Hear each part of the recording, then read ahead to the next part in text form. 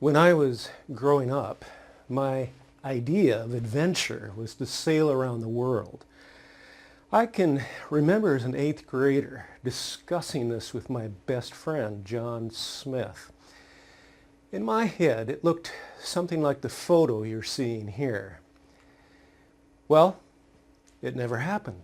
Like my father and his father before him, I got married, I started a family, I went to work.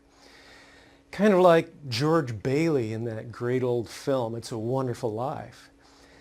Now, don't get me wrong, I'm glad I got married, and I'm still happily married to that great woman who said yes over 40 years ago, and I'm glad I started a family. We have 4 adult children and 10 grandkids. But to be honest, in the mind of an 8th grader, adventure on the high seas and the prospect of staying in the tiny everyday town of Bedford Falls were 2 very opposite things. Although I didn't sail around the world, I have had some adventures over my life, and a lot of things have really scratched my itch for adventure. Now, it may sound unlikely to some of you, but being the principal of a Christian school actually did this for many years. And prior to that, being a music director at a church did it. And today, doing the work I do through our organization, Worldview Matters, really satisfies my sense of adventure. Of course, like everyone else, I have days I'd like to forget, and I do have regular chores to do that aren't fun. But for me, when I'm truly aware that I'm fitting into something much bigger than myself, and much bigger than the work itself, and I'm aware that I'm fitting into something that's even bigger than the universe, now that's when my sense of adventure really kicks in.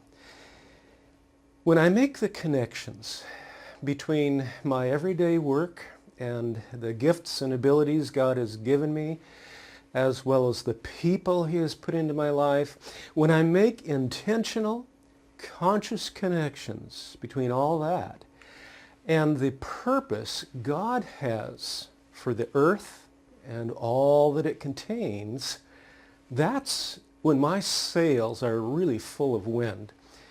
And the nice thing is, I don't have to leave Bedford Falls to experience this.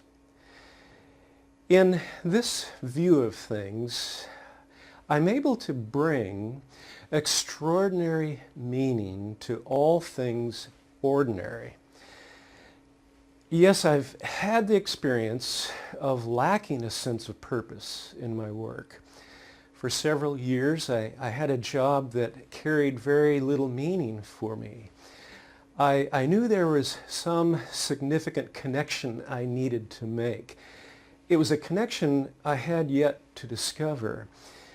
Without a conscious sense of meaning and purpose in what I was doing, it was really hard for me to get out of bed in the morning. At the time, I hadn't learned a big secret. Namely, we don't find meaning in our work. We bring meaning to our work. Now, this is a critical point. In fact, it's so critical, I'd like to reinforce it with the help of Bonnie Wurzbacher, an acquaintance of mine who at the time I interviewed her was working for the Coca-Cola Company as the Senior Vice President of Global Customers. Let's listen to Bonnie. You don't get meaning from your work, you bring meaning to your work. And the best analogy I can make briefly, and I'm sure it's a story you've heard, is the whole story of about the three workers who were building a wall. And a man walked along and said to one of them, "What are you doing?" And the first worker said, "Well, I'm earning my daily bread." Second worker said, when asked the same question, "Well, I'm building a wall." Third worker, when he was asked, "What are you doing?" said, "I'm building a great cathedral." So for one, it was just a job. For another, it was just a wall.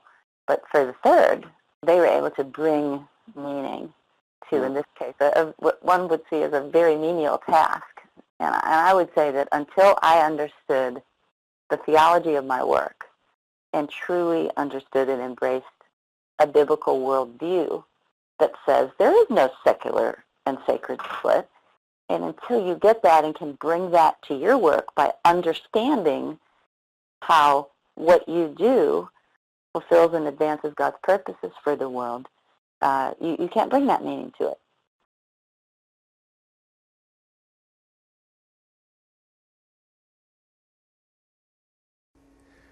I can remember as a ninth grader wondering why in the world I was studying what I was studying. My desire to get out of Bedford Falls, so to speak, and take to the high seas was pretty strong. But like George Bailey, I couldn't leave. In my case, my parents wouldn't let me. I was the kind of student that didn't find meaning in academics. Now, some of my classmates apparently did. There were some that seemed to enjoy reading. They would actually pick up books and read when they didn't have to. And some people in the class seemed to enjoy learning for learning's sake. Not me. But just like an adult in a job situation that lacks meaning, I didn't realize there's a radical difference between finding meaning in one's schooling experience and bringing meaning to one's schooling experience. That's the basic challenge, whether we're students or teachers, whether we're in school or out of school, whether we're paid for our work like a teacher is, or we're not paid for our work like a student, or a parent who chooses to be a full-time homemaker. It's not about finding meaning someday or over there, or if this circumstance can change or that circumstance. The challenge we all have is to bring meaning to the present, regardless of the circumstances, to bring meaning to what we're doing right now. A teacher who can impart this ability to students is giving them a lifelong gift. And I believe teachers can plant the seeds for this at very early ages, even in preschool.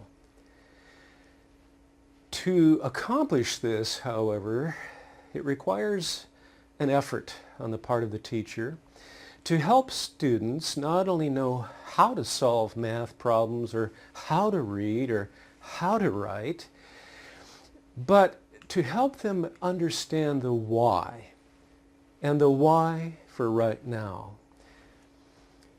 It's a curious aspect of contemporary education that the why doesn't often go beyond earning a paycheck someday or getting a good grade on a report card so you can advance to the next level.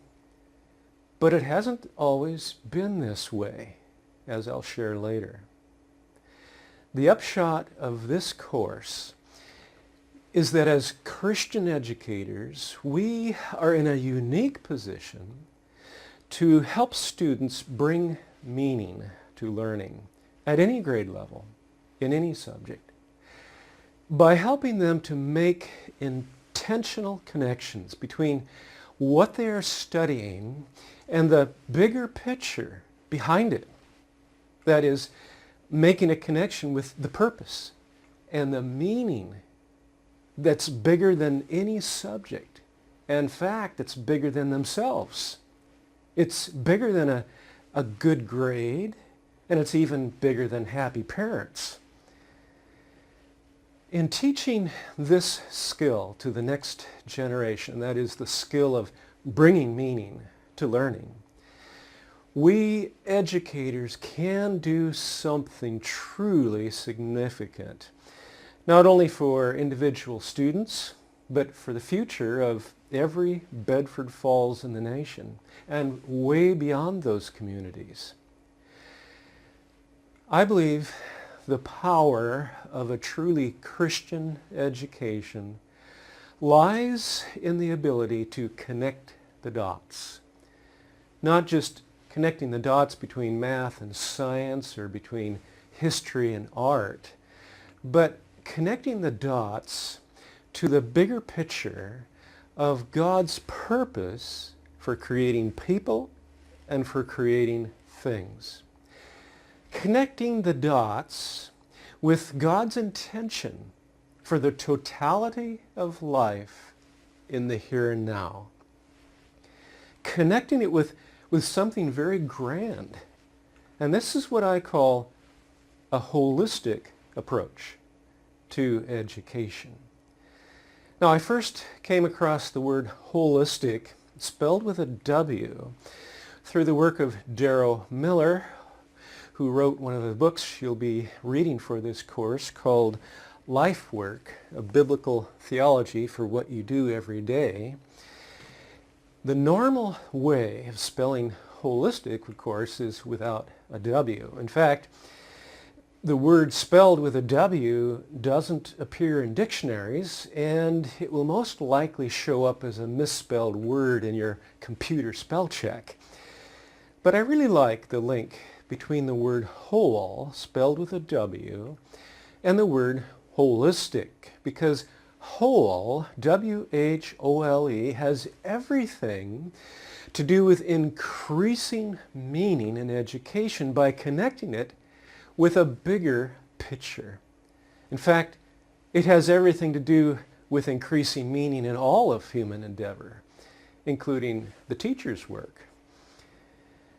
I'd like to start with the very idea of a whole picture of reality, or as some call it, a world view. Some people have said that the word culture is the second most complicated word in the English language, right after the word nature. I think if I were to suggest the third most complicated word in the English language, it would be the word worldview. And because this word is so slippery and it means different things to different people, I'd like to spend some time defining it so we're all on the same page. It's really critical to the whole course. But before I define it, I'd like to illustrate the effects that a worldview has on the way people think and on the way people behave.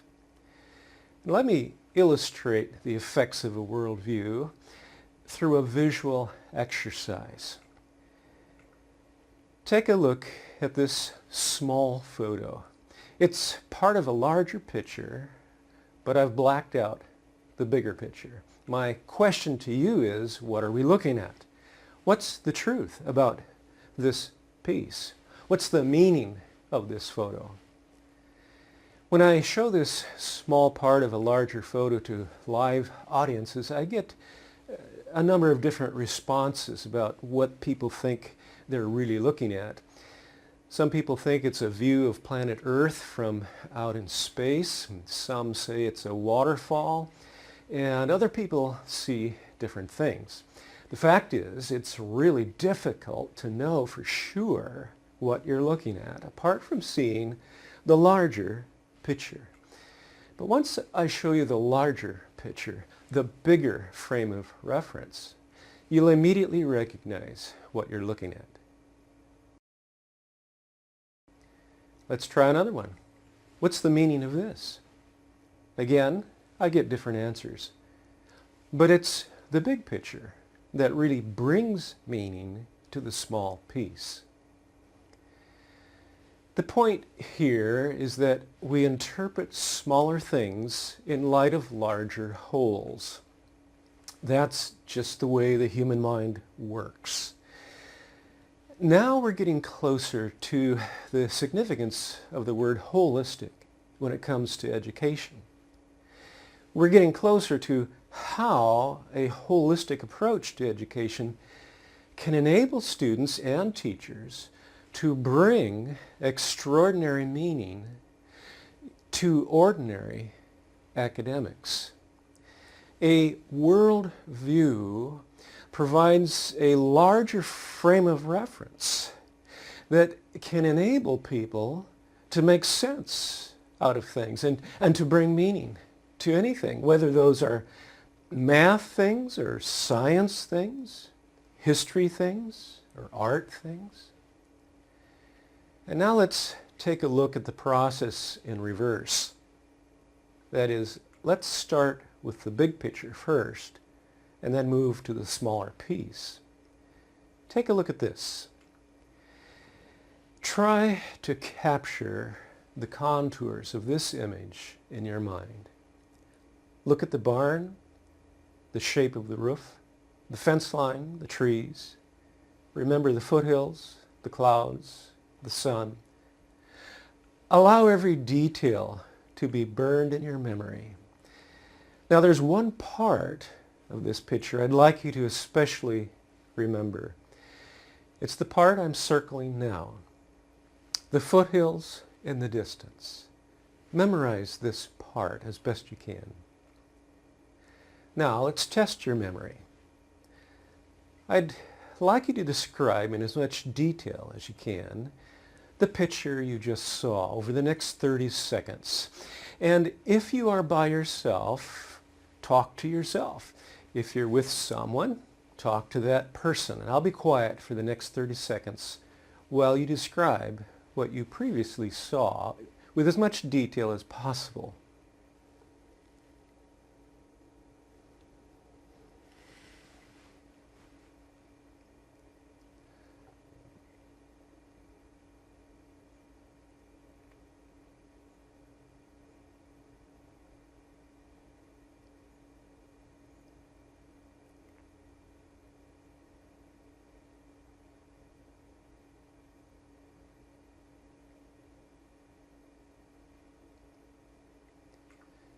Okay, I'm sure you were successful in capturing some of the image of the farm at sunset.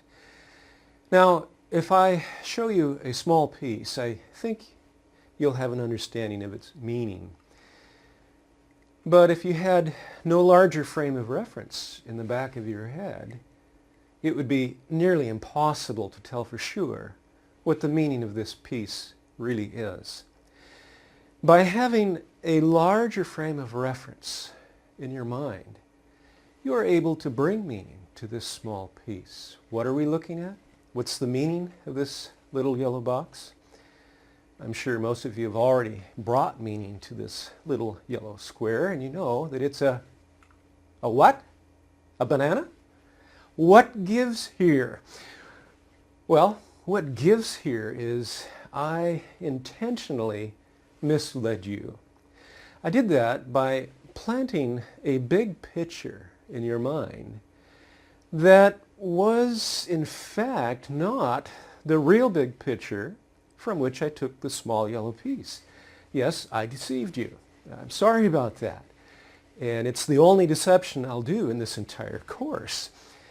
But in order to mislead you, I had to create a counterfeit big picture. A counterfeit that was as close as possible to the true picture.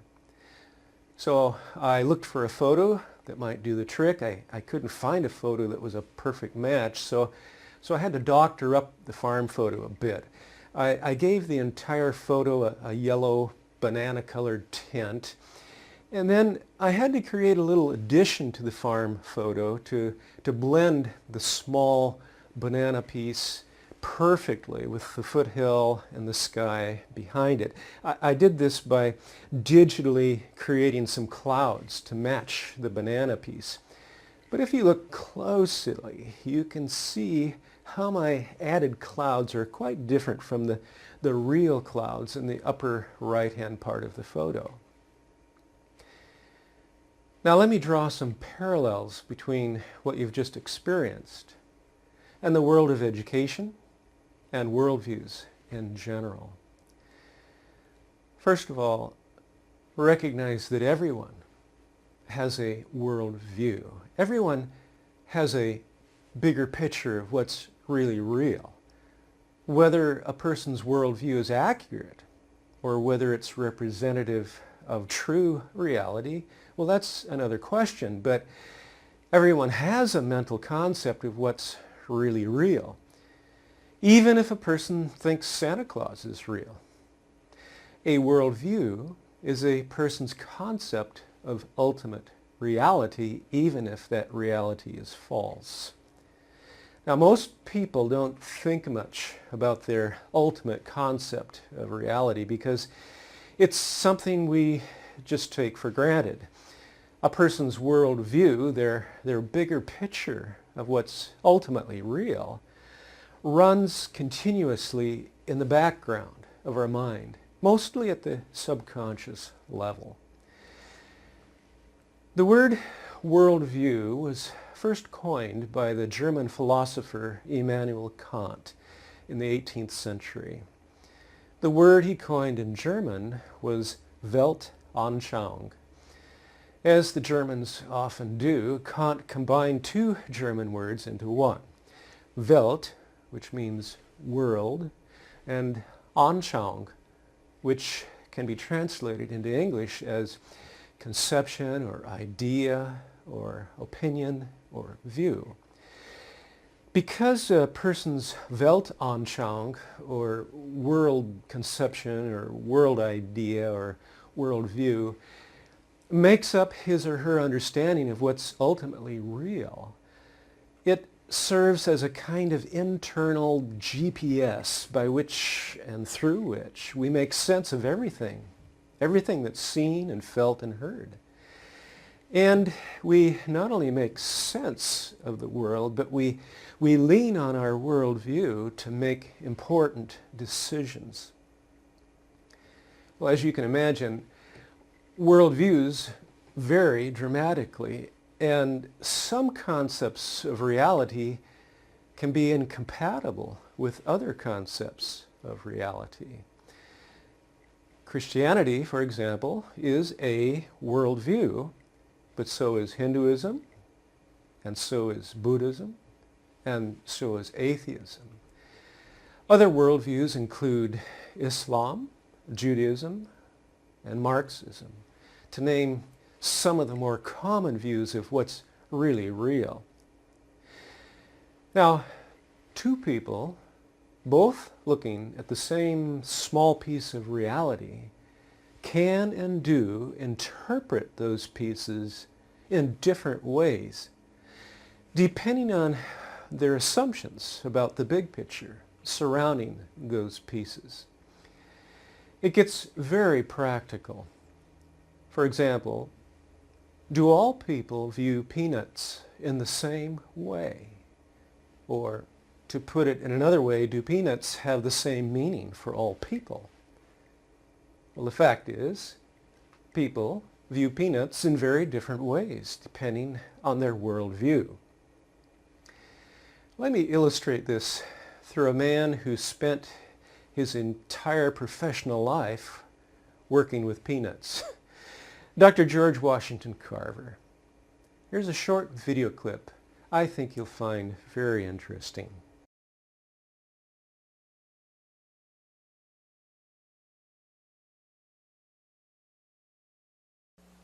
George Washington Carver was born at about 1865, the son of slaves.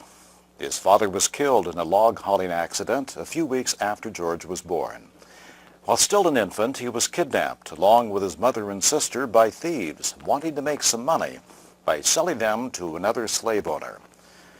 Moses Carver, their current owner, sent someone after them with a good racehorse to buy them back.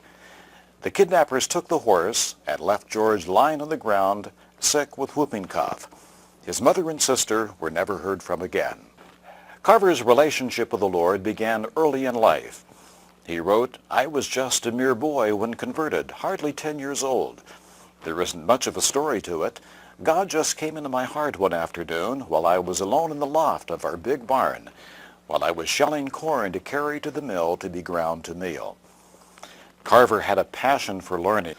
That passion led him to earn a degree in agriculture from Iowa State College as the first African-American student there. In Carver's day, the South was a one-crop economy, cotton. It was the only crop banks would lend money to farmers for planting. But the soil became depleted through repeated planting of cotton year after year. Carver knew that if the farmers planted legumes, like peanuts and sweet potatoes, it would revive the soil.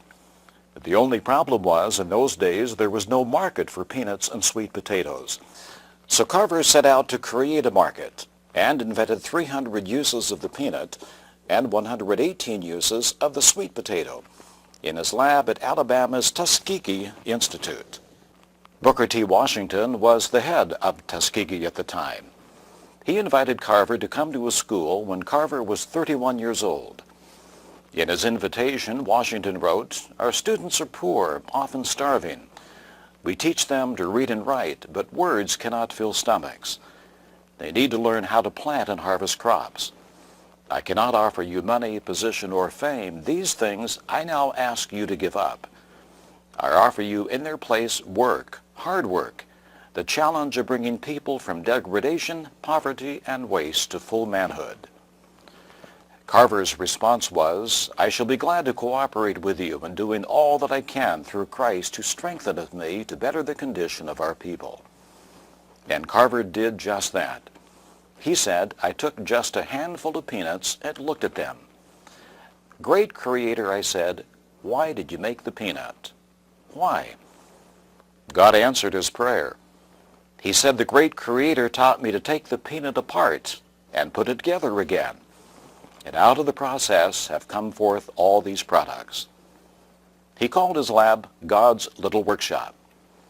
Included among the many products from the peanut, the sweet potato, and soybean are instant coffee, chili sauce, mayonnaise, molasses, meat tenderizer, shaving cream, wood stain, printer's ink, adhesives, axle grease, bleach, linoleum, and fuel briquettes. Carver gave God the credit. He said, "No books ever go into my laboratory. I never have to grope for methods. The method is revealed the moment I am inspired to create something new. Without God to draw aside the curtain, I would be helpless." Dr. Carver locked the door to his lab when he was creating things. He said, "Only alone can I draw close enough to God to discover his secrets."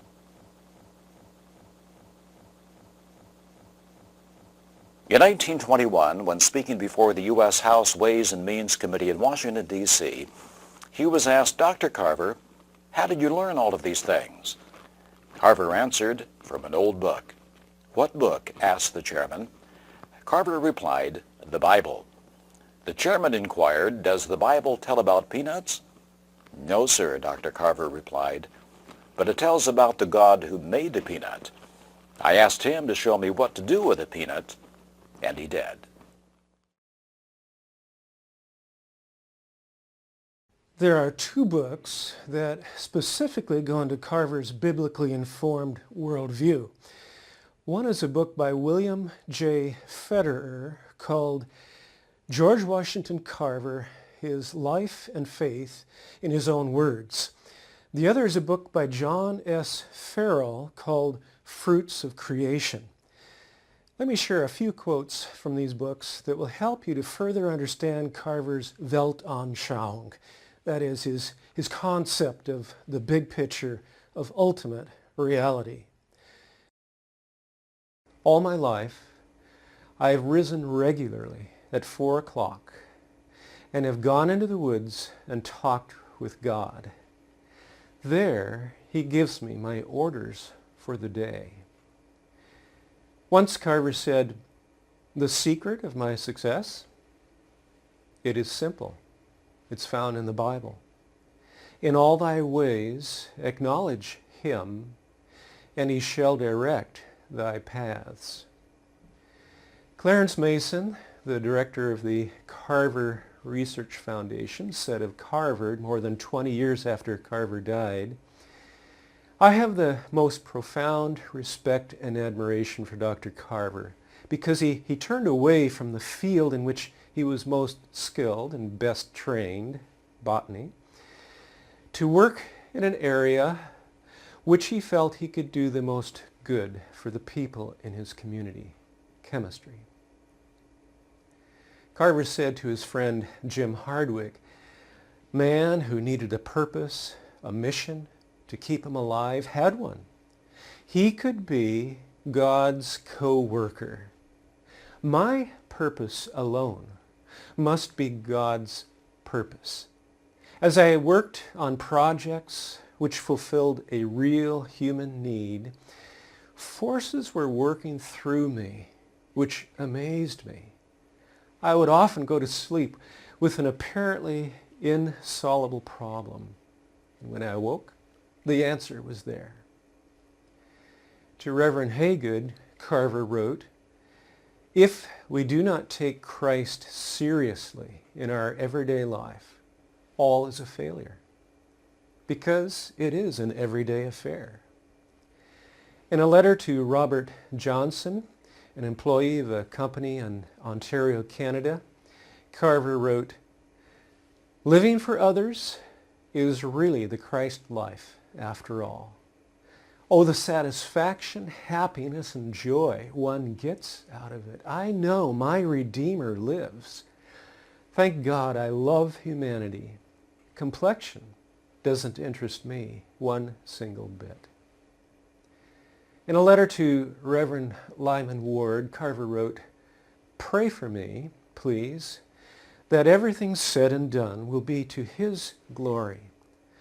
I am not interested in science or anything else that leaves God out of it. Well, here we see Carver's way of thinking holistically about academics and about everything else in life, including plants. Carver didn't compartmentalize his faith, putting so-called spiritual endeavors into a Sunday morning box or an early morning devotional box and everything else in a so-called secular box. Carver had a truly integrated approach to faith and to all of life, including his work as a scientist, as a teacher, and as an artist. He was also a painter of fine art. Carver had the ability to connect his study of biology and chemistry to something much grander than himself, much larger than peanuts and soybeans, much larger than science itself. Now, if we were to put the subject of plants in the center of Carver's big picture of reality, his world view, and we were to identify some of the specific connections that Carver made between his biblical worldview presuppositions and plants, we would come up with something like this. Carver believed that there is a creator and sustainer of all plants. He believed that this creator is a personal being who can be known and communicated with by humans. He also believed this creator could give him understanding and wisdom with regard to the use of plants. Carver believed this to be true based on his knowledge of the Bible, which he studied a lot. In fact, on Sunday evenings, Carver held a regular Bible study for students at Tuskegee. And he kept this Bible study going after he retired. Carver's worldview also included the presupposition that plants were created with a purpose in mind. They were made by God for the good of humanity.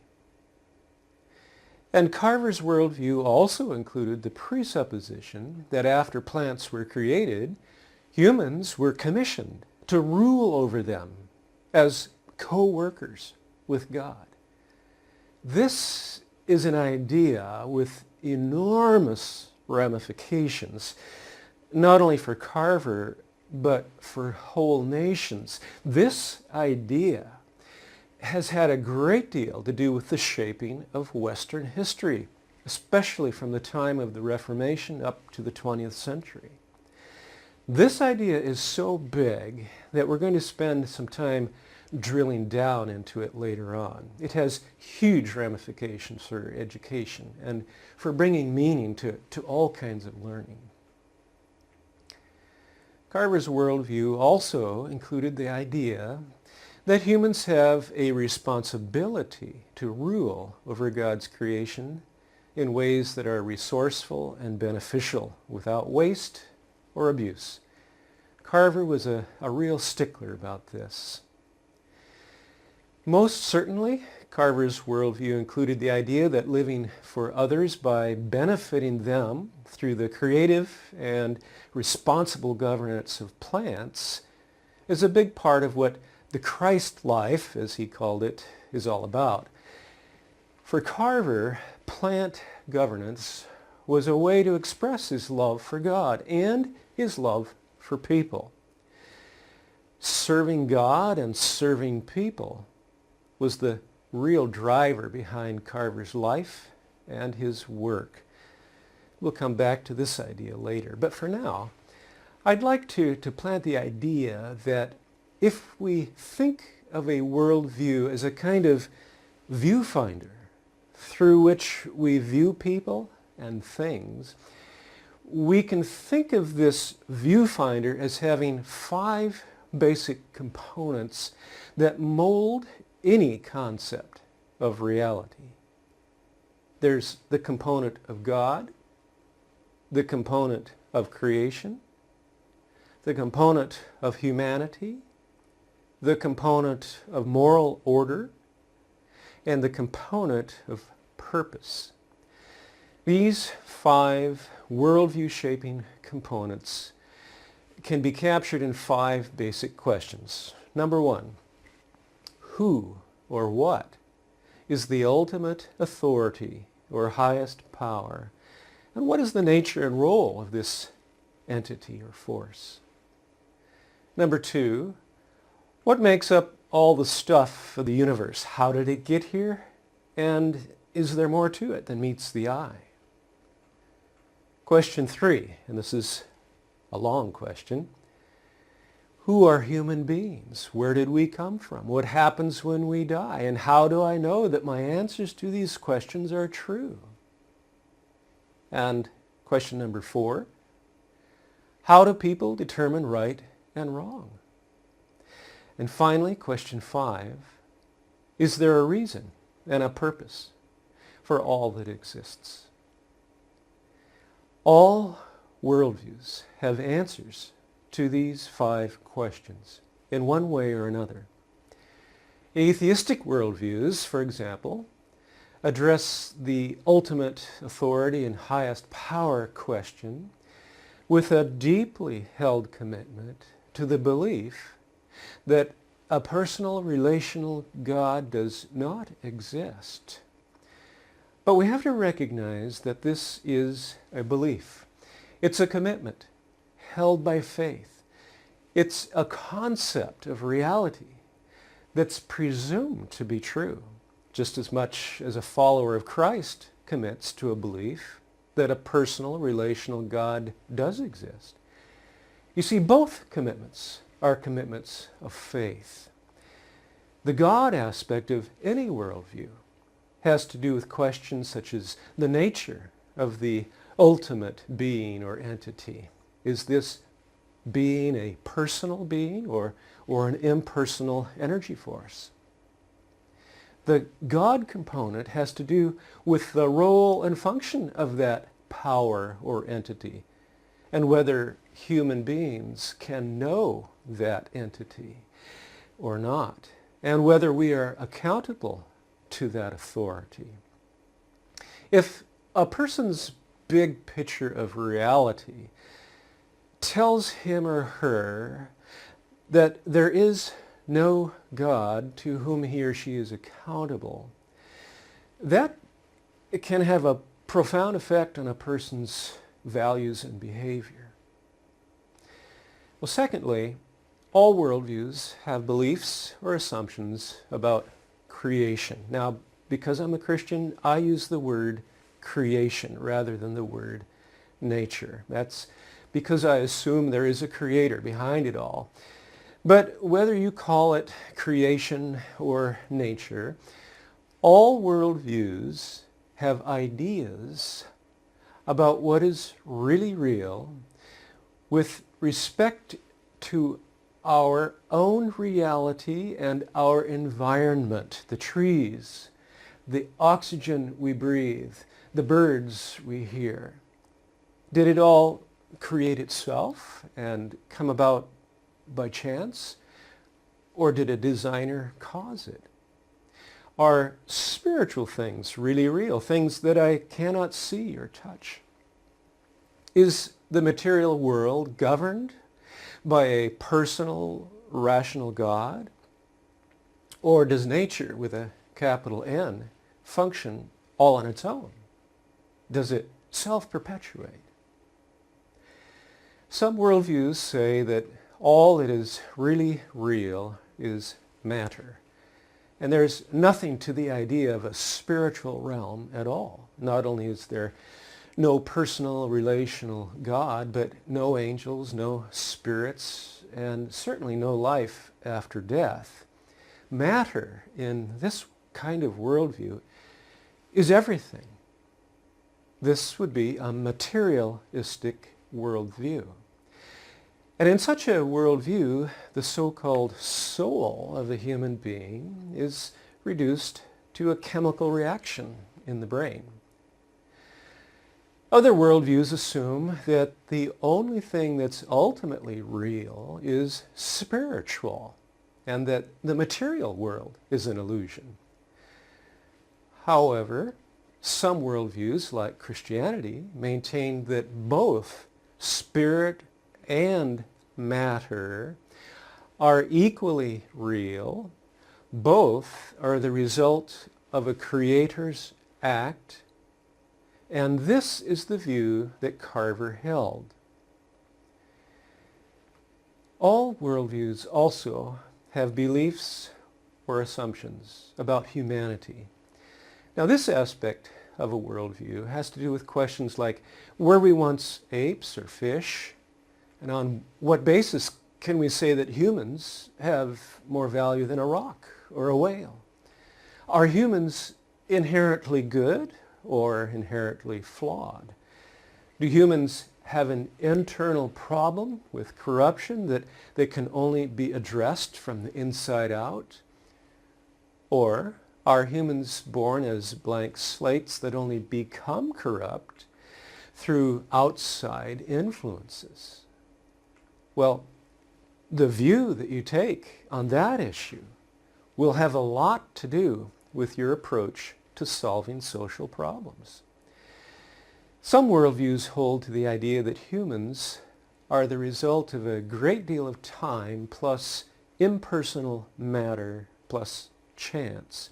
Now, if you start with this premise, you will likely hold to certain views on abortion and embryonic stem cell research that conflict with those who hold to the idea that humans are specially created in the likeness and image of a transcendent creator, and thus they have innate value and intrinsic worth regardless of their physical stage of development.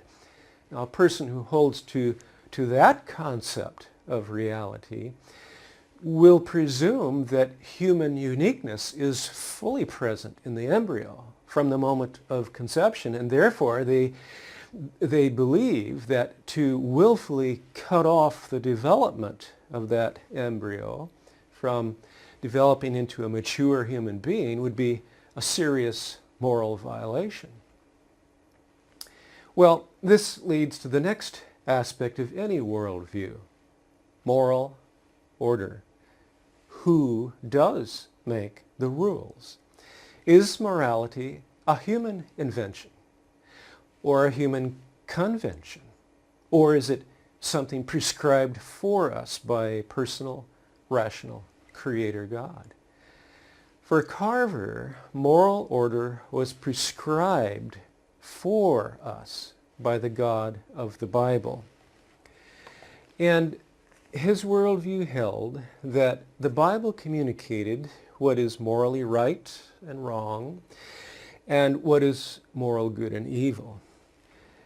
In the absence of transcendent moral order, some worldviews leave the matter of moral order up to human beings alone to decide for themselves, as in the worldview of 20th century humanism.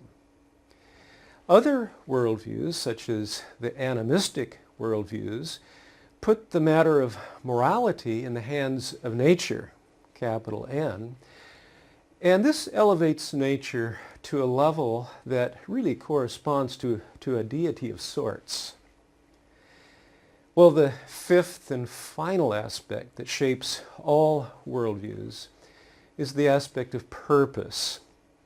Like the other four components, this one has huge ramifications for education, which we'll talk about later.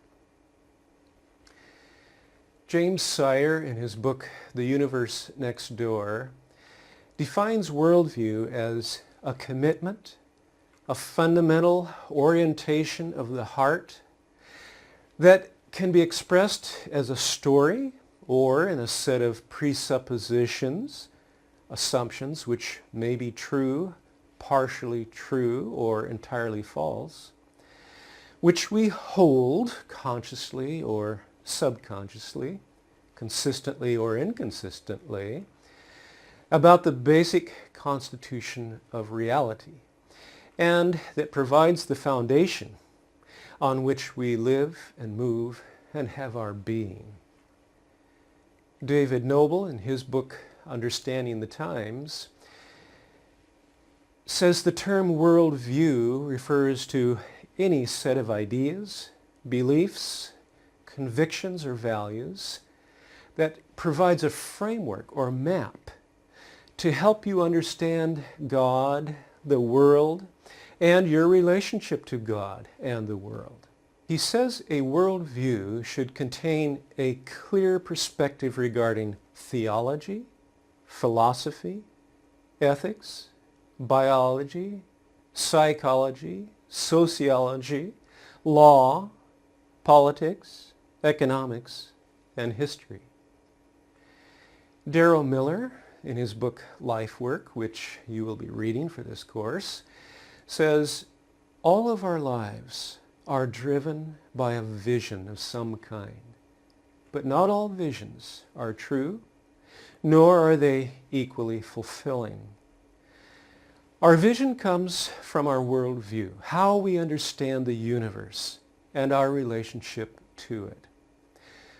Our worldview shapes our values and our decisions, and it tells us what is most important in our lives. A definition I often use is one by Richard Wright, Professor Emeritus of Biology at Gordon College.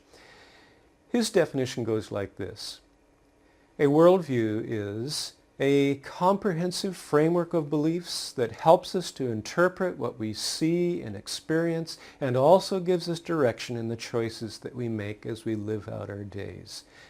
This sums it up well. Worldviews are important to consider because they have such a practical effect on choices and behavior, not only as individuals, but as whole societies.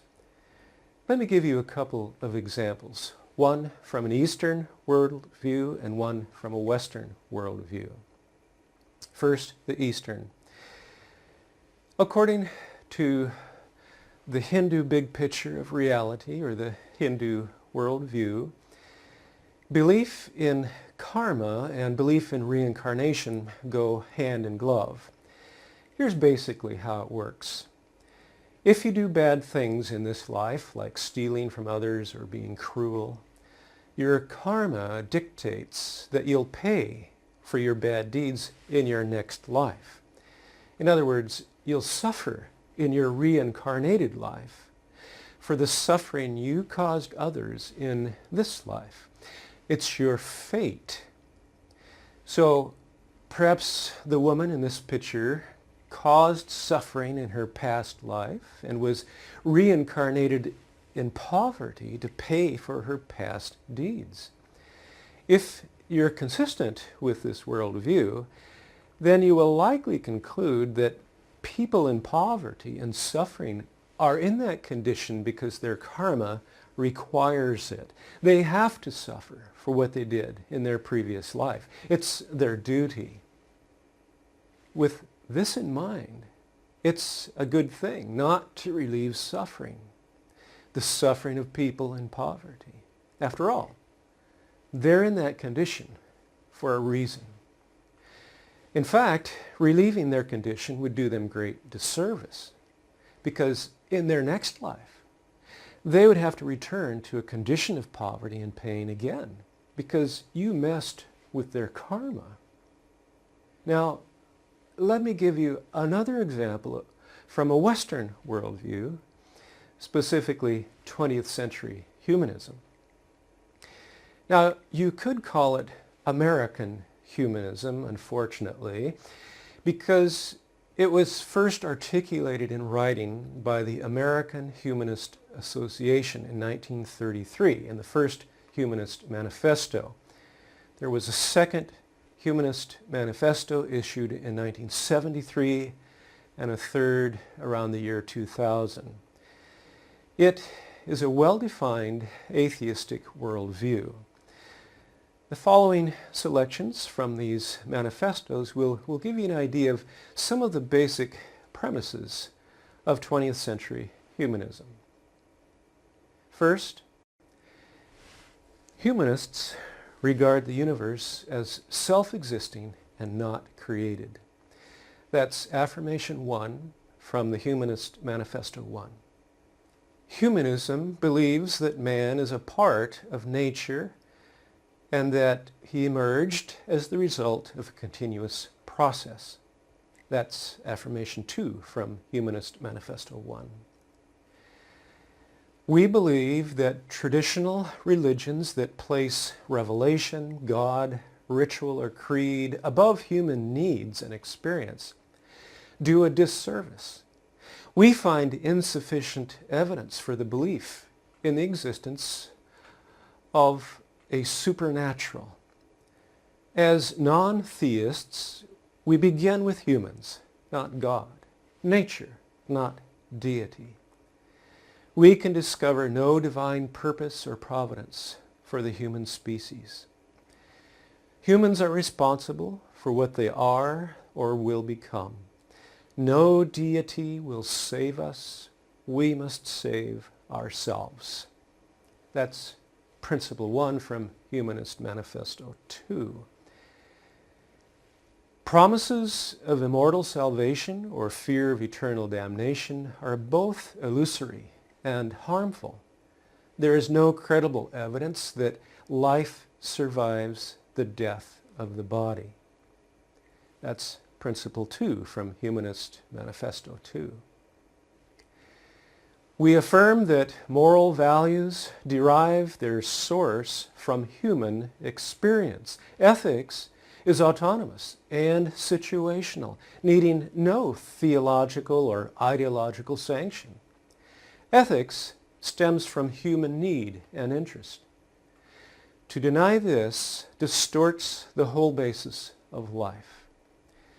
Human life has meaning because we create and develop our futures.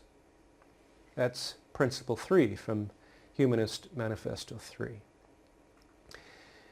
Reason and intelligence are the most effective instruments that humankind possesses.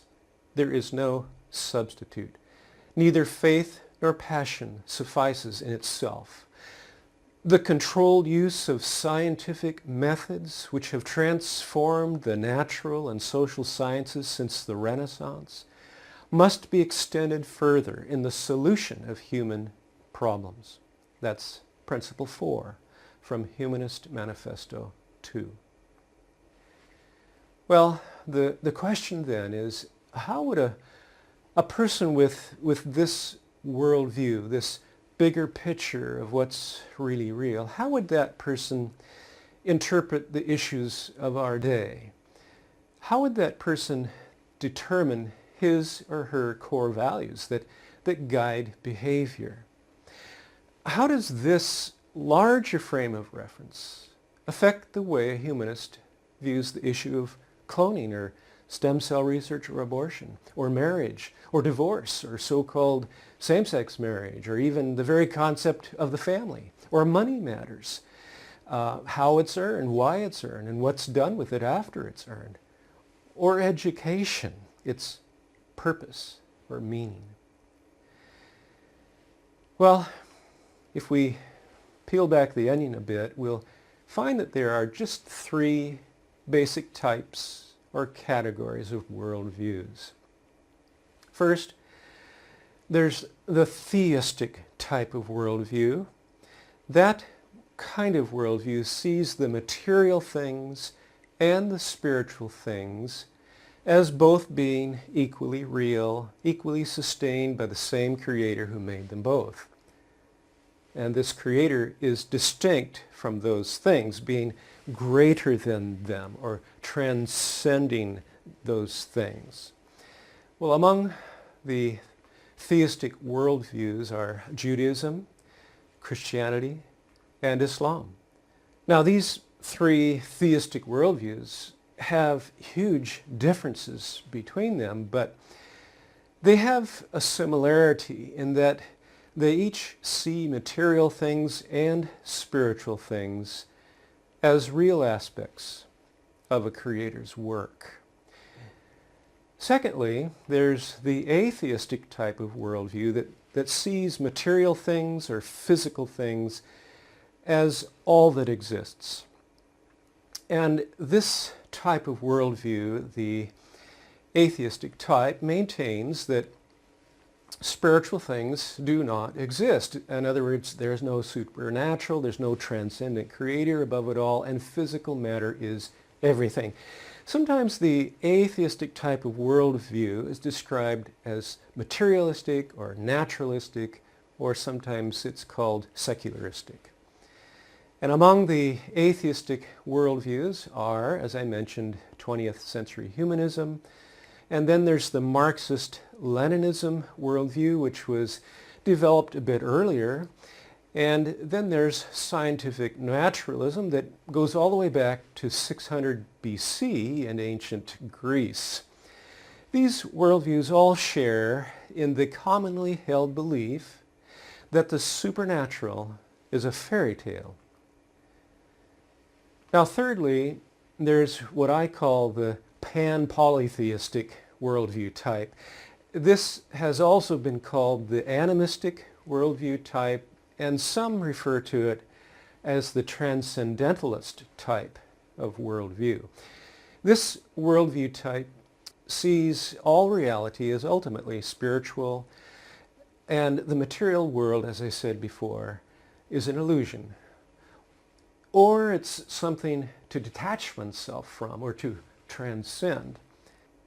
Generally, in this view of things, the physical material world is devalued or even denied.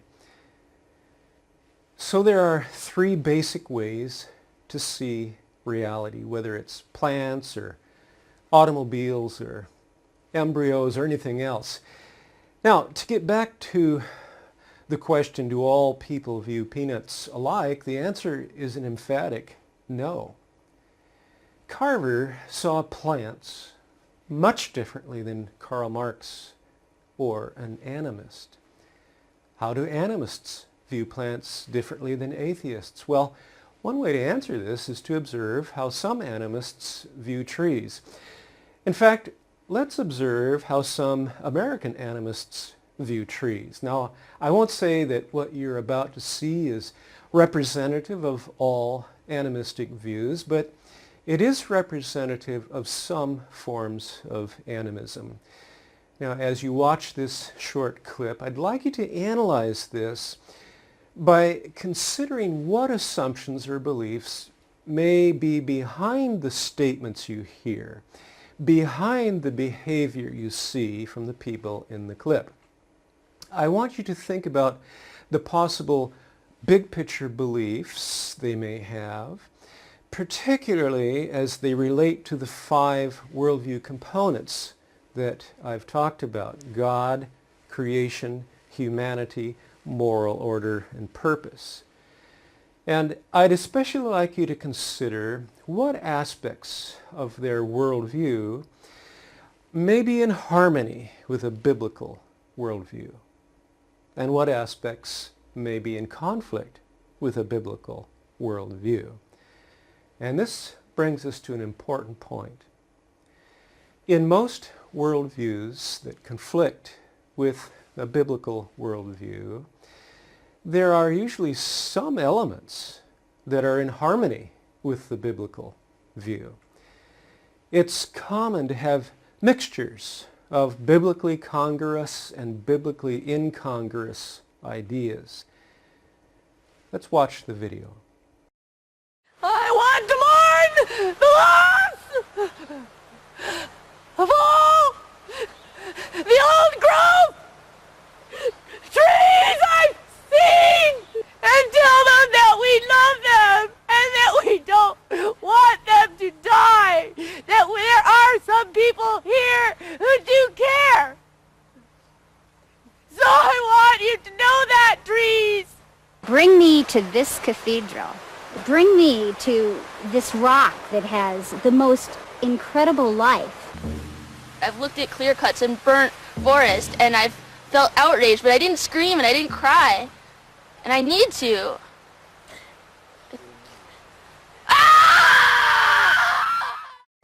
Now this scene may be a bit extreme, but it does illustrate the point that what people hold to be true about God, creation, humanity, moral order, and purpose has a very real effect on their values and on their behavior, particularly when those beliefs are carried out to their logical conclusions. Again, it's important to point out that some aspects of the worldview you just observed are in harmony with a biblically informed view of reality. For example, as Carver pointed out, we do have a responsibility not to be abusive or wasteful of the created realm. We should manage it well. People who subscribe to a biblically informed worldview really ought to be exemplary in this area. Regrettably, we haven't always been, but the people in the video you just observed have gone way beyond the matter of responsible management. They are actually worshiping nature with a capital N, and that's a big difference. An interesting question is, if Carver held to an animistic view of reality, would his life have taken a different direction than it took? Would his passion for learning have had the particular meaning it did for him? I don't think so. Carver's biblically shaped worldview provided a unique frame of reference for his engagement with biology and chemistry and for his study of plants. His biblically shaped worldview motivated him like nothing else could. He was able to bring meaning to his study and to his work because of his particular worldview. Carver wasn't building a wall, and he wasn't just earning his daily bread. He looked beyond these things, way, way beyond. He took a holistic approach to life, a holistic approach to learning, and a holistic approach to work. An approach that would not have been possible apart from this book. I once showed the Carver video to a small group of men, and one of the men present was a graduate of Iowa State University, where Carver taught in his early years as a college instructor before going to Tuskegee in Alabama. The man went on to tell us that Iowa State University is proud of the fact that Carver was a teacher there. And he told us there's a display at Iowa State showcasing Carver and his work. The man informed us that viewing the video clip that I just showed you was the first time he ever heard of Carver's Christian faith. It was absent from the Carver display on campus. My wife and I were interested to see a 1-hour television program about Carver that was part of a series called Modern Marvels. The program put the work of Carver among modern marvels, and rightly so. They did a great job of telling about Carver's remarkable accomplishments with plants, but they neglected to give the whole picture of who Carver was and what drove him to do what he did and how he actually approached the process of creating products from plants. This information would have helped people to understand the real marvel behind Carver's accomplishments. Yet, this was absent from the television program, except for one brief moment. That was when they showed an interview with a former student of Carver, who at the time of the interview was an old man. The old man said Carver's faith was very important to him. And that was it. The Iowa State University showcase about Carver and the Modern Marvels television program are two examples of what it means to secularize history, to secularize science, and to secularize education. This secularization process represents a radical departure from early American education, and it represents a fundamental change in the very thinking of Western people. A change that has brought about a radical change in the education of children. We'll examine this change in sessions to come, and we'll consider how this change brought about a significant loss of meaning in education. We'll also look at how you can help to bring about a restoration of meaning to education by taking a holistic approach to learning.